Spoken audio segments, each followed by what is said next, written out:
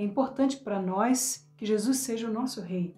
E a maior alegria para Jesus Rei é que nós permaneçamos firmes na igreja que Ele nos deu.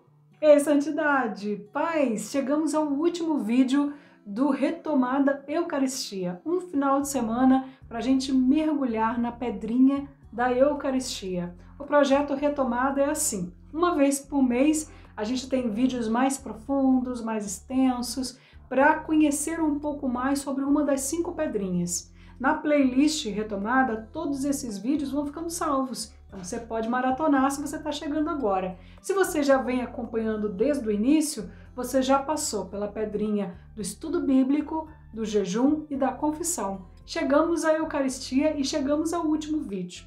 Eu preparei para nós o roteiro desses 3 vídeos desse final de semana em cima desse livro, Eucaristia, Nosso Tesouro, livro de Monsenhor Jonas Abib. O link para adquirir está aqui embaixo, porque por mais que eu monte um roteiro, não tem como espremer toda a riqueza, o tesouro desse livro em 3 vídeos. Isso aqui é só para te dar um gostinho, e é um livro que vale a pena. Cada página desse livro é uma preciosidade para a nossa fé, vale a pena você ter dentro da sua casa. Vamos começar com a passagem de João, no capítulo 18, versículos 33 e 36. Pega sua Bíblia, lê comigo.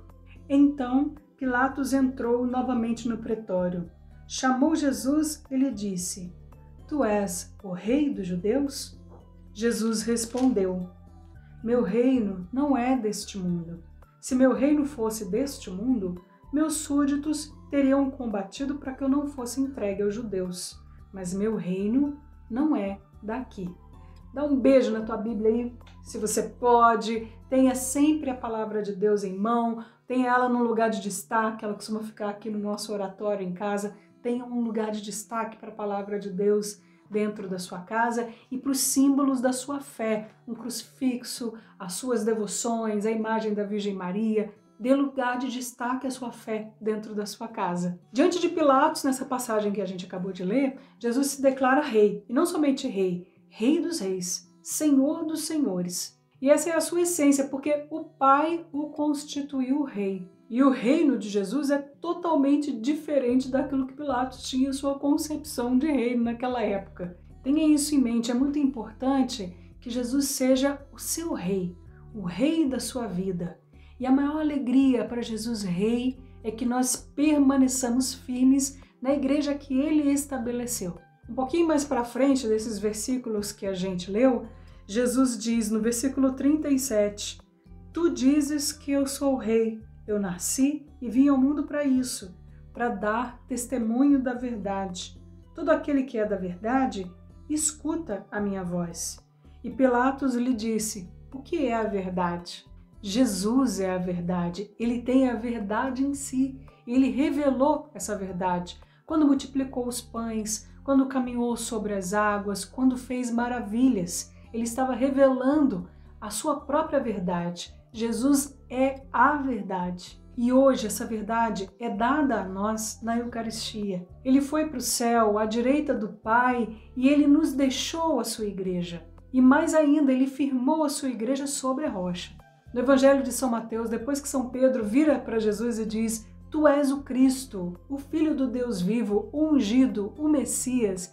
Depois disso, Jesus revela a sua identidade. Por isso eu te digo, tu és Pedro, e sobre esta pedra edificarei a minha igreja, e as forças do inferno não poderão vencê-la.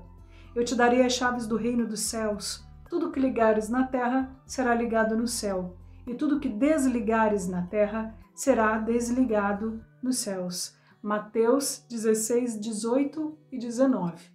Da mesma forma como Pedro revela a identidade de Jesus, o Cristo, Filho do Deus vivo, da mesma forma Jesus revela a identidade de Pedro. Tu és Pedro, e sobre essa pedra eu edificarei a minha igreja. Nós precisamos aceitar e viver essa realidade. Quando Pedro foi martirizado, os apóstolos perceberam que precisavam de outra pessoa para ficar no lugar dele e para exercer aquela autoridade, para governar a igreja. A igreja é o povo de Deus. E o Senhor sempre escolheu pessoas para estarem à frente do seu povo. Desde Moisés, no Antigo Testamento, que estava à frente do povo de Deus, e depois o próprio Deus disse a Moisés: você vai morrer, mas eu vou instituir Josué no seu lugar, e assim se sucedeu, da mesma forma com Pedro. Depois de Pedro veio Lino, depois veio Cleto, depois veio Clemente, e assim se deu. A nossa igreja tem descendência, a nossa igreja tem raiz, a nossa igreja vem de Jesus que instituiu Pedro. Foi Jesus que lhe disse: por isso eu te digo, tu és Pedro, e sobre esta pedra edificarei a minha igreja, e as forças do inferno não poderão vencê-la. Eu te darei as chaves do reino dos céus. Tudo que ligares na terra será ligado nos céus. Tudo que desligares na terra será desligado nos céus. A igreja que Jesus denominou a minha igreja foi constituída sobre Pedro, depois sobre Lino, sobre Cleto, sobre Clemente, sobre Bento XVI, sobre Francisco. Muitos não acreditaram e foram embora, e os outros ficaram. Da mesma forma, nós precisamos permanecer na igreja de nosso Senhor Jesus Cristo. A igreja una, santa, católica e apostólica. Aquela que Jesus chamou de a minha igreja. Portanto, a igreja de Jesus. E só existe uma igreja verdadeira. A igreja é apostólica porque ela vem dos apóstolos. Ela é a continuação deles. Ela traz a sucessão apostólica. Os nossos bispos não se tornaram bispos porque eles tiveram vontade, porque eles quiseram, não. Eles se tornaram bispos por uma autoridade exercida sobre eles. O bispo de uma diocese, aliás, você conhece o bispo da sua diocese? Ele é um sucessor dos apóstolos. Os bispos não simplesmente disseram, se auto-intitularam, desculpa falar assim, né? Eu sou bispo a partir de agora. Não, eles foram instituídos através da sucessão apostólica. Eles foram escolhidos por aquela igreja que Jesus chamou de dele, a minha igreja. Percebe por isso a grande fúria do inferno para que nós tenhamos raiva, para que nós falemos mal, tanto do Papa, quanto dos bispos, quanto dos padres. Essa é uma grande cilada demoníaca. Essa é uma grande abertura, uma grande brecha do mal na sua vida. Cuidado com isso. Isso atrai maldição para a sua casa. É com essa igreja una, santa, católica e apostólica, é com essa igreja que nós estamos. E existem aqueles que escolheram não estar.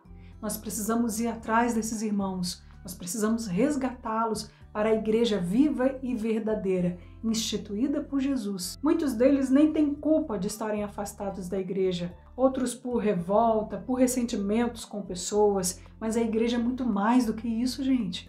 A igreja una, santa, católica e apostólica tem o tesouro da Eucaristia e nós precisamos atrair para a Eucaristia os nossos irmãos, para que haja um só rebanho e um só pastor.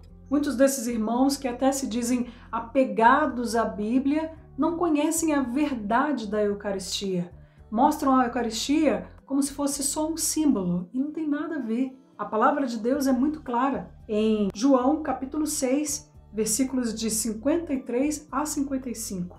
Se não comerdes a carne do Filho do Homem e não beberdes o seu sangue, não tereis a vida em vós. Quem se alimenta com a minha carne e bebe o meu sangue tem vida eterna. Eu o ressuscitarei no último dia, pois minha carne é verdadeira comida e meu sangue é verdadeira bebida. Não dá para ser mais claro que isso. Martinho Lutero, um frei católico, rompeu com a fé católica e com muitos princípios da fé católica, inclusive com a Eucaristia, porque ele rompeu com a igreja e rompeu também com a Eucaristia.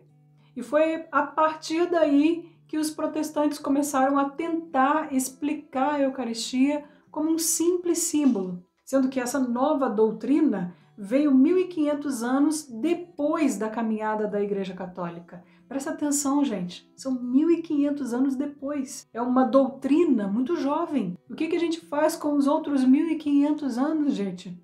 Joga a rala abaixo? Não dá, né? Ele rejeitou a presença verdadeira, substancial de Jesus na Eucaristia. Uma doutrina já seguida por 1500 anos. Jesus não está presente na hóstia consagrada só no momento da comunhão. Ele permanece lá. Não abra mão dessa verdade na sua vida. Isto é o meu corpo, isto é o meu sangue. Essas foram as palavras que os apóstolos tomaram para a sua vida e ela é a verdade. Isto é, ou isso não significa que isso se parece com o meu corpo, ou isso será meu corpo só por um tempo. Isso é o meu corpo e isto é o meu sangue. Essa doutrina vem dos apóstolos até nós como um verdadeiro legado. Ele não pode ser rejeitado. O próprio Lutero não negou completamente a presença de Jesus na Eucaristia, não. Mas ele dizia que não se podia ficar em adoração, que depois daquele momento Jesus não estaria ali. E por isso não se justifica o momento de adoração. Nós não podemos nos apartar de Jesus Eucarístico. Essa é uma grande arma do mal em nossas vidas e em nossas famílias. E é muito contraditório pensar que Jesus ia cometer um erro assim, deixar que a igreja, deixar que os apóstolos durante tanto tempo adorassem um pedaço de pão.